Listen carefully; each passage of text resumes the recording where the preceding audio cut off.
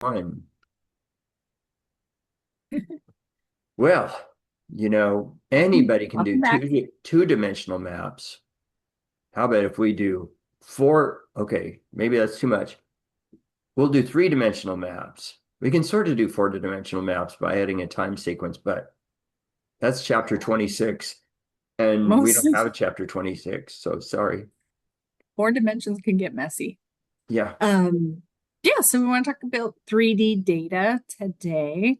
The basis for creating 3D data is a technology called LIDAR, LIDAR. It's light detection and ranging. And what that is they take a plane with these cool sensors, they fly over an area, and you kind of do like you would do with the drone, where you do, they call it mowing the lawn, where you just go, but not up and down, go forth. Um, and it sends pulses of light down to the ground. And then it measures how long it takes the light to reflect back to the sensor. So it's thousands of pulses. It's a ton of data. What it ends up making is something that's called a point cloud. So I wanted to share so I can show you what a point cloud looks like. Share. So it's got a kind of an eerie look to it. Oh yeah. Um, so anything that's farther up in elevation is going to bounce back faster. Um, it also sends so many that even things that, so you can see some of the like shade areas, and just it hits so many things on the tree. You can almost see individual leaves. It's very, very detailed. So it sends this back. This is the resulting data from a LIDAR. And then there's different things you can do to process it. So I'm going to stop share and advance my, because I just have screenshots in a document. Yeah, so you can use that data in different ways. So one of the ways you can do it is, oops, there it is. It's just like other GIS data. It has fields with values in them. So you can use the data to symbolize each different field. So this is an example of what different um, things that you can symbolize from the data. The elevation one is really cool, like that. It can also tell what is ground and what is not ground. And that is important for the next step that we're going to talk about. Which is, so you can take that LiDAR data and you can do a digital elevation model. And that is where it's just the bare earth. So it's the model of the earth's surface. It takes away all of those buildings and trees, and it shows you just what the topography is. And so here's a shot of that. It's pretty basic, but there are things that you would want to use this for rather than having trees and such Yeah. showing on it. Yeah, so you can see low-lying areas, things like that. Um, yeah, where there's like little plateaus. So there are different purposes for having just the earth and having the Stuff on it. other stuff, the more stuff. Yeah. So let's One of the see. things I really like is generating building footprints with LiDAR. That's Yeah. really neat. Yeah, and we'll show that. So let's see. This is okay. Oops. Trying to get it so that that is, well, that's good enough. So that was a DEM, that was digital elevation model. You can also do what's called a DSM, which is a digital surface model. So this is a different area, but it's a digital surface model. So you can still see the ground things, but you can see the trees, you can see a bridge, you can often see power lines even. It shows you everything that's above the Earth's surface. And this is what's important to make 3D data. It's a very crude Bonnie way of PowerPointing. So if you have that surface model um, from the LIDAR, you can actually show where buildings are. You can look at, so this is what's the real 3D data. But you can kind of see it, it just has polygons that are kind of white or light blue. I'm not sure what they're symbolizing on, but they're kind of generic polygons, um, which is helpful for a lot of things.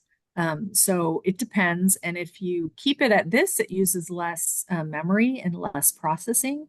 So sometimes you may want to keep it at this, but otherwise you can do Yeah, I mean, there's a lot of data in that. some, yeah, you can do something like this, which is where they take texturized, so generic, so the building with the, I don't know if you can see my cursor, but with the windows on it, the two buildings with the windows on them, it's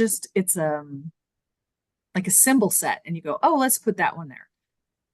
Grass, let's do that in green. These little buildings, oh, let's make them kind of a brown orange color. So you can do that so it looks a little more realistic, but it's not actually for real. And again, sometimes this is all you need. Maybe you want it to be kind of generic because you don't want people to be distracted by something that looks so realistic. Or you can take aerial imagery and do what's called draping it onto the photos. And this isn't very good resolution, sorry, but um, you drape an actual photo on it so it is very realistic. Where is that? Um, I don't know. It's cool. It's kind of cool. I know. I like that little civic plaza. Looks really cool. It's kind of a Whitman sampler of architecture there. So Interesting. yeah. So then, do you wanted to mention like digital twins and stuff, Barry? Yeah, so and you can just leave that up.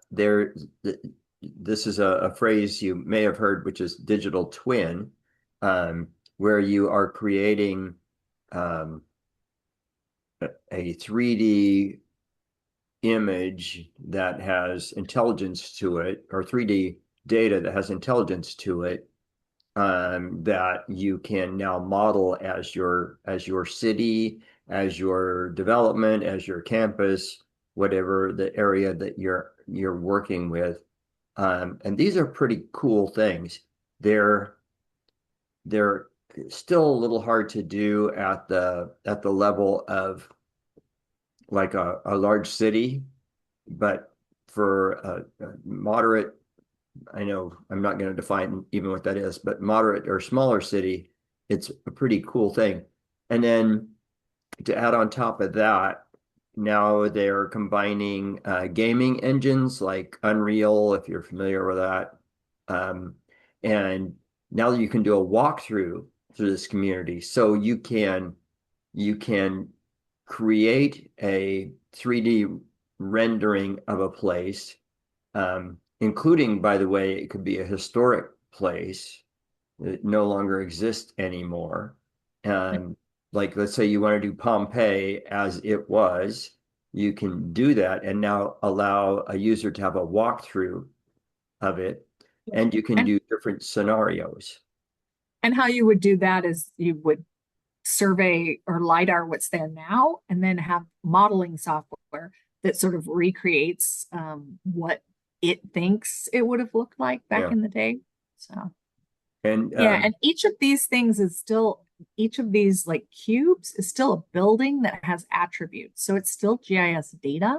yeah, So you can do a lot of things that way in terms of calculations of how many floors it is, and you can do a lot of where does it create a shadow? What view is it going to block? Things like that. well, and from there you can start creating scenarios, and that's when it's really amazing. And the gaming engines are great for this.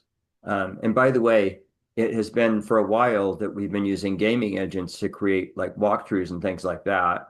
Walkthroughs, drive-throughs, flyovers, whatever. And now it's the other direction as well, that GIS is being used in the gaming world to create alternative worlds.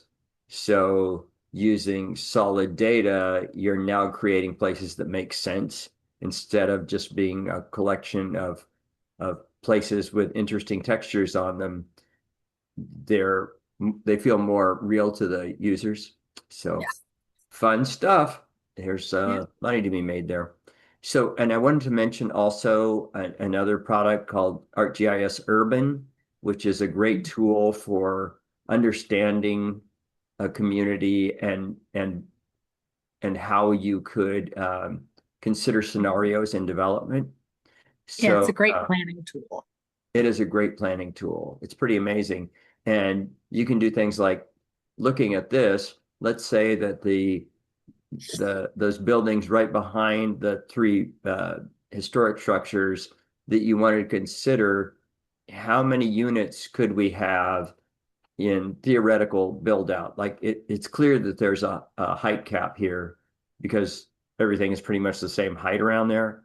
So I get that. But let's say you wanted to say, what would happen if we were more restrictive and required that new buildings were only four structured or four stories or five stories?